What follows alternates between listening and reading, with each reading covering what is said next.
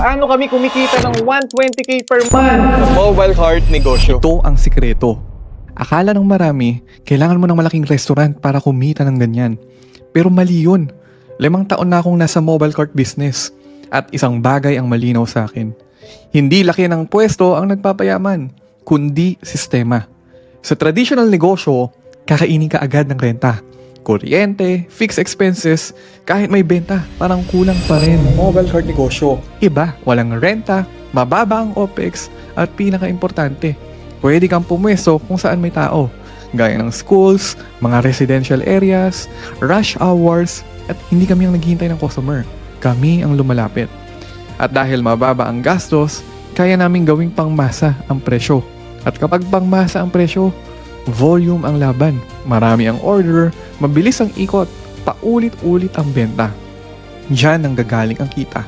At kung gusto mo itong maintindihan, panoorin mo lang yung free masterclass na ginawa ko. Kung seryoso ka mang negosyo, start there. All glory to God.